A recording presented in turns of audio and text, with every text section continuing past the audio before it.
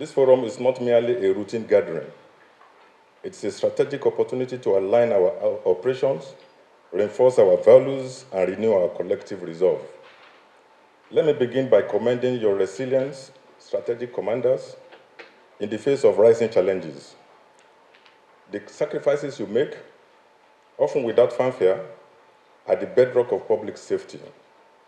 I thank each of you for standing firm against forces that seek to destabilize our nation. It is your courage and integrity that build and sustain the confidence of our people in the Nigerian police force. Leadership in the force is not ceremonial. It is earned daily on the field, by decisions that save lives, by judgment under pressure, and by integrity under scrutiny. That is why we must meet regularly to recalibrate our strategy, realign our focus, and renew our commitment. As we assess our performance today, we must begin with an honest recognition of the fact that security landscape in Nigeria is changing and changing fast. Our adversaries are no longer bound by geography, ideology, or conventional tactics.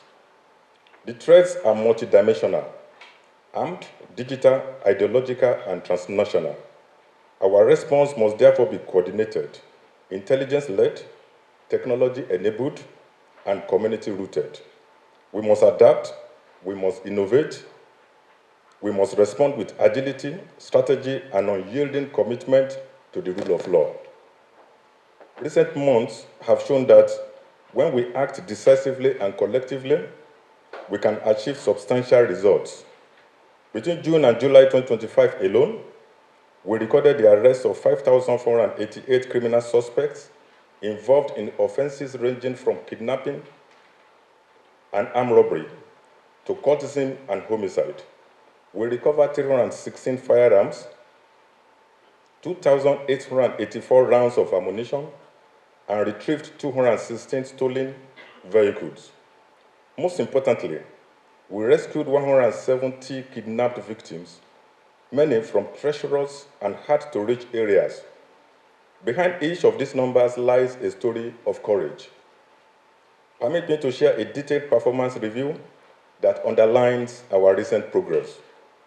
A total of 5,448 criminal suspects were arrested across key offenses: kidnapping, armed robbery, cultism, homicide, cybercrime, trafficking, and violent assault. Permit me to share a detailed performance review that underlines our recent progress.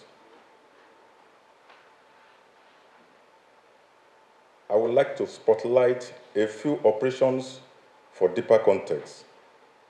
In Kogi State, on 23rd June, operatives repelled a kidnap attempt on 3 commercial vehicles along the Obajana-Oshokosho axis, engaging the attackers in a sustained gun battle and rescuing 24 victims unhurt. Benue State, 8th July, operatives of the Force Intelligence Department, Intelligence Response Team, acting on actionable intelligence, intercepted and arrested Abubakar Issa, age 25, along the Lafia-Makurdi Expressway. He was found in possession of 3 AK-47 rifles and 1,002 rounds of 7.62 mm live ammunition intended for distribution to bandits in Benue State. In Benue State, between 10th and 17th July, operatives of the IRT stormed Abinsi town and successfully apprehended Jacob Adiku on 16 July 2025, recovering 3 AK-47 rifles and 220 rounds of live ammunition from his hideout. Further investigation led to the recovery of an additional 5 AK-47 rifles, 1 rocket launcher, and 1,000 rounds of live ammunition from the arms dealer. In Edo State, on 11th July, in the Fuga-Agenebode axis, a collaborative operation between the police and local security units dismantled the kidnap ring and rescued 14 kidnapped victims. In Taraba State, on 12th July, a white Toyota bus conveying 17 passengers from Enugu to Yola, was ambushed near Wukari. A swift and decisive police response led to the successful rescue of all passengers. In Plateau State and Ogun State, operatives of the Ogun State Police Command arrested 2 suspects, Yunusa Abdullahi and Peace Danlami, in Plateau State. Both were directly connected to the murder of Mr. Cheng Wang, a Chinese national found dead in his office on 12 January 2025. Interpol coordination. On 17th June, our NCB rescued 46 trafficked Ghanaians and arrested 7 human trafficking suspects following a complaint from Interpol NCB Accra. Jigawa State.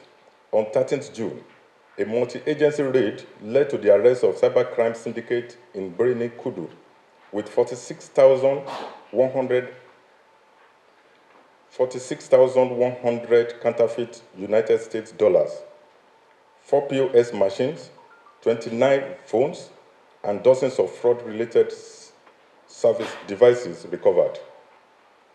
These are spotlights from numerous operational wins that reflect intelligence synergy, interagency cooperation, tactical innovation, and shared grit.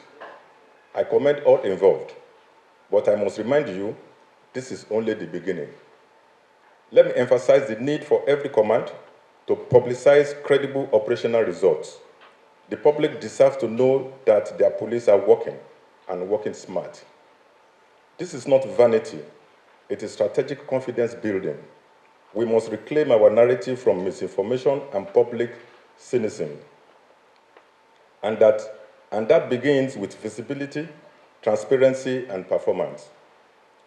One area I remain deeply committed to is the welfare of our retired officers under the Contributory Pension Scheme, CPS. Their post-service condition is heartbreaking and morally unacceptable. Today, most retired officers of the Nigerian Police Force live in conditions that are not only unacceptable, but humiliating, given the sacrifices they made in service to the nation. Their monthly pension under the CPS is abysmally low and grossly inadequate to meet even the most basic needs. Many can no longer afford health care, housing, or life of dignity. This has turned retirement into a period of hardship and regret, eroding the confidence of serving officers who now see their own future with fear rather than hope. The consequences of this reality are far-reaching. Among serving officers, there exists a growing and deep-rooted anxiety, born from the belief, rightly or wrongly, that retirement is a descent into hardship. This fear has become so pervasive that it is having a noticeable demoralizing effect on morale across the ranks. Attempts made to educate them on the operation of the contributive pension scheme have been taken as attempts to keep them in perpetual bondage of the CPS. Retirement, which should be a time of deserved rest and honor, has become a looming nightmare for many. In response to this growing crisis, the leadership of the force has, in good faith, initiated steps to explore alternative sources of funding aimed at augmenting the pension earning of our retired officers. Regrettably, these efforts have been misconstrued as an attempt to obstruct or derail the movement towards exiting the scheme. Let me state unequivocally that the position of the force remains consistent with the desires of our personnel, both serving and retired. This position was clearly articulated in our presentation to the National Assembly during the public hearing on the bill to exit the police from the contributory pension scheme. This stance was further reinforced in my recent letter to the National Assembly. While the agitation for our exit from the contributory pension scheme is just and deeply rooted in lived realities, it is imperative that our actions are guided by prudence, strategy, and foresight. The leadership of the force, under my watch, is fully aware of the matter and is engaging at the highest level of government and the National Assembly. These engagements have not been in vain. We are witnessing a growing recognition of the plight of our retired officers, and already critical conversations are yielding actionable commitments. Let me state clearly, this is not a moment for impulsive action. It's a moment for strategic patience. The complexities of pension reform demand careful negotiation, and we are making tangible progress towards a resolution that is both dignified and sustainable. We must also be vigilant against external influences. There are those who may seek to hijack our legitimate concerns for political theater or personal gain. We will not allow the pain of our heroes' past to become pawns in another man's agenda. To our retired officers, I make this solemn appeal. Hold the line. Your voices have been heard, your sacrifices are acknowledged, and your welfare remains at the forefront of our institutional agenda. Let us give room for the ongoing efforts to materialize into lasting solutions. The path we have chosen is not the easiest, but it is the surest path to justice, dignity, and long overdue reform. I encourage you all strategic commanders to engage both serving and retired officers in your jurisdiction to sensitize them on the ongoing effort of the force leadership in advocating for their welfare. Let them know that we are with them and the government is not neglecting them. Their welfare remains a paramount concern of this administration. To further boost morale among serving officers, I am proud to announce a new welfare incentive. Any officer who wins the IGP's award for exceptional professionalism twice consecutively will now be eligible, will be considered for accelerated promotion.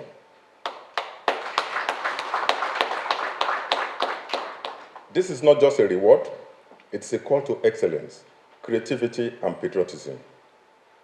We are building a culture where excellence is not just applauded, but advanced. The goal is clear. A motivated force is an effective force. Let us also recognize that while past efforts are commendable, they are not enough. Crime does not rest. Criminals do not pause. Our strategy must reflect that urgency. It must be proactive, data-driven, and seamlessly coordinated across commands and zones. We are already acting on this front. The Force Management Team is expediting the distribution of resources, enhancing command coordination, and reinforcing collaboration with federal and community stakeholders. Our systems of internal supervision have also been strengthened to demand discipline and ensure operational efficiency. Leadership at your level is not a title, it's a daily performance. The example you set, the standards you enforce, and the culture you instill ripple throughout the entire force. I urge you, remain uncompromising in your pursuit of integrity, innovation, and accountability. To our fellow Nigerians, I offer this assurance. Your police force remains resolute in its commitment to justice, safety, and national unity. We will not be deterred, we will not be distracted, and by God's grace, we will not fail. Let us be remembered, not just for what we fought against, but for what we stood for. Trust restored, confidence earned, and a force transformed. Thank you for your service. Thank you for your sacrifice. May the Almighty God continue to guide us as we uphold the honor and integrity of this noble profession. God bless the Nigerian Police Force and the Federal Republic of Nigeria. Thank you. Wow, we can jam our hands together for the IGP once again.